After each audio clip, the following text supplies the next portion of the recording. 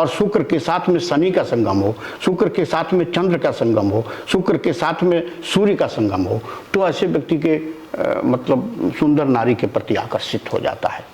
मतलब जो हमारा लक्षण है नहीं, आपका लक्षण नहीं, मतलब हमको देख के मत बताइए, यथार्थ बताइए। नहीं, मैं यथार्थ बता रहा हूँ। सुंदर नारियों को देखकर किसे प्रसन्नता नहीं होती? नहीं, कौन देखना नहीं चाहता? देखिए, आप डरेंगे नहीं, आपके अंदर परम साहस बृहस्पति से है और मंगल के द्वारा भी है। शुक्र भी आपका बैलेंस है, सात्विक व्यक्ति हैं, चारित्रिक तौर पर आप मजबूत व्यक्ति हैं, क्योंकि बृहस्पति के साथ में शुक्र का संगम है। आर्थिक नुकसान, शारीरिक नुकसान, कानूनी बाधाएं, अड़चने आ सकती हैं। जेल भी जा सकता है? जा सकता है, जा सकता है, जा सकता है। मतलब मैं भी जा सकता हूँ? हाँ, जा सकते हैं। हमारी फेस रीडिंग करके कुछ बताएंगे सर? ये चंद्रमा की स्थिति है। चंद्रमा की स्थिति बैलेंस है आपके, तो चंद्रमा की स्थिति जब बैलेंस होती है तो व्यक्ति बहुत अच्छा डिजाइनर, बहुत अच्छा वक्ता, और वक्ते के लिए बुद्ध का भी उन्नत होना जरूरी है, तो बुद्ध भी आपका ठीक है, बहुत अच्छा नहीं है। शनि किस तरह से है, दबे हुए हैं कि कुछ बैलेंस है? शनि का दबना भी ठीक नहीं है, शनि का उन्नत होना भी ठीक नहीं है। अभी तत्काल में तो आपका शनि और राहु आपको सपोर्ट नहीं कर रहा है। मैं चाहूंगा कि आचार्य जी हमारी भी फेस रीडिंग करें, और आंख गड़ा करके आज हम लोग आमने सामने होकर बात कर रहे हैं। फेस रीडिंग क्या इस चैनल पर जो लोग देख रहे हैं तो हमारी फेस रीडिंग करके कुछ बताएंगे सर? अब दो तीन चीज मैं आपके विषय में बता रहा हूं जी। जो ये 9 ग्रह हैं, फेस रीडिंग क्या है इसे भी समझा जाए जी।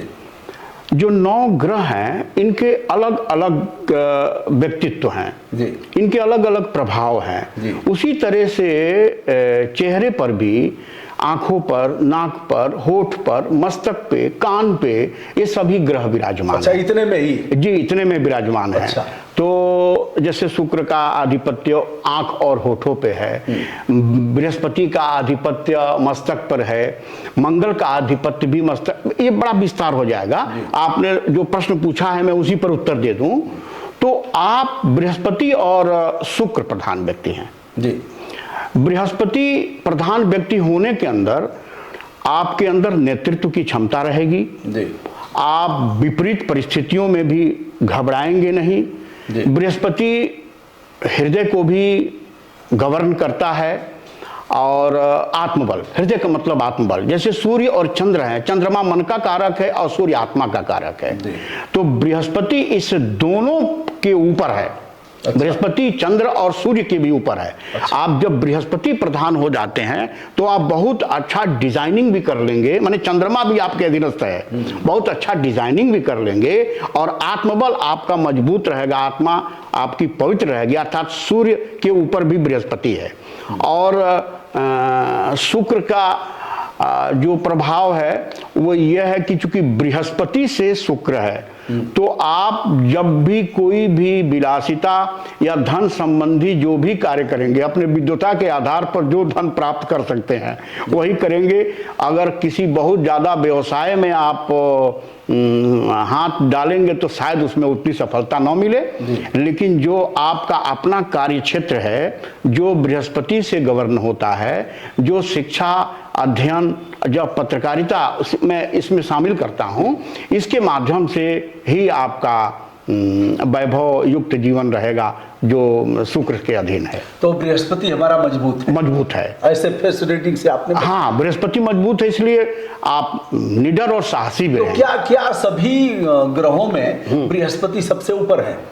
नहीं, इस तरह से तो मतलब एक शब्द में नहीं कहा जा सकता, लेकिन जैसे अभी हमने कहा कि सत तम रज, तो सतगुण, रजगुण, तमगुण, यह तीनों में, जैसे रजगुण है राजाओं का यह है, परंतु इसके बावजूद भी राजा जो है वो हमेशा चरण स्पर्श करेगा सतगुण ऋषि का, मुनि का। तो आप ऐसे समझें कि वो ऋषि और मुनि के अंदर जो गुण होता है वो बृहस्पति में होता है। अच्छा। तो बृहस्पति जो है सभी देवताओं के भी गुरु हैं, और राक्षसों के गुरु शुक्राचार्य हैं। शुक्राचार्य भी बृहस्पति का आदर करते हैं। अच्छा। तो इस तरीके से हो सकता है कि धन की अधिकता, पद की अधिकता, पद बड़ा छोटा चाहे ना भी हो, लेकिन ऐसे व्यक्ति का समाज में आदर सम्मान बना रहता है। अच्छा, वो समझौता नहीं करता है? नहीं करेगा। बृहस्पति वाला व्यक्ति नहीं, सतगुण व्यक्ति समझौता नहीं करता। अच्छा। हाँ, और अपनी बात पर अपनी बात पर अडिग रहेगा, चाहे इसके लिए उसे आर्थिक नुकसान क्यों न हो जाए।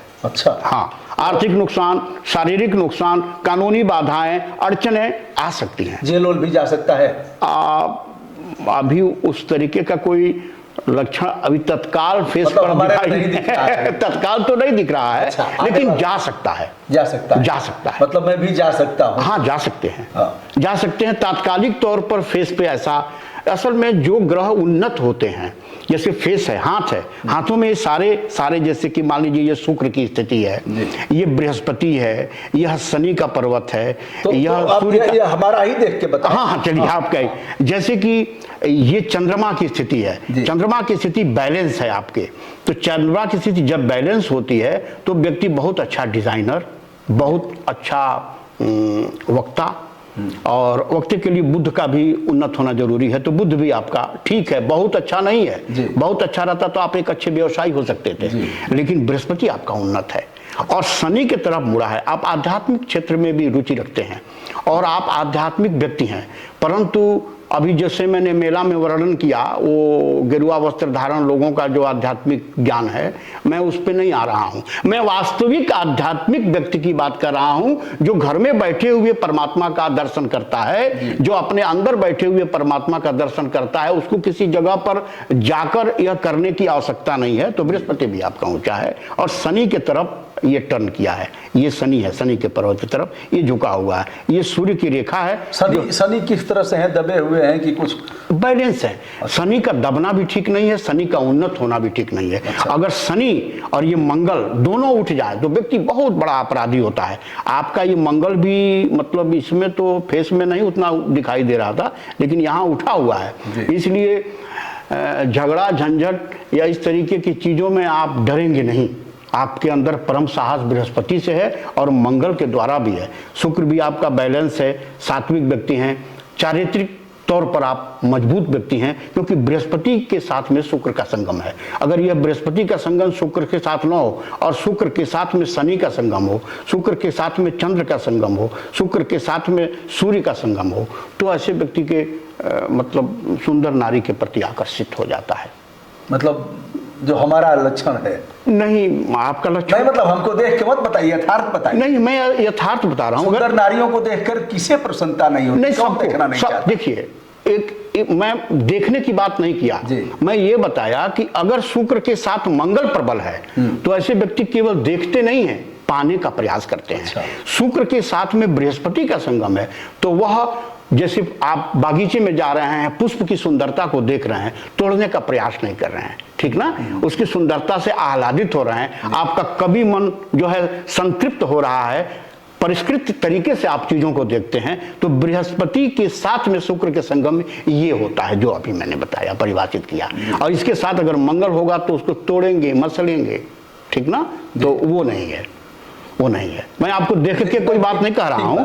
इसमें जो है ये भाग्यरेखा भी आपकी अच्छी निकली हुई है, लेकिन राहु के प्लेस से निकली हुई है। राहु के प्लेस से जब भाग्यरेखा निकलती है तो थोड़ी आर्थिक दुश्वारियां देती है।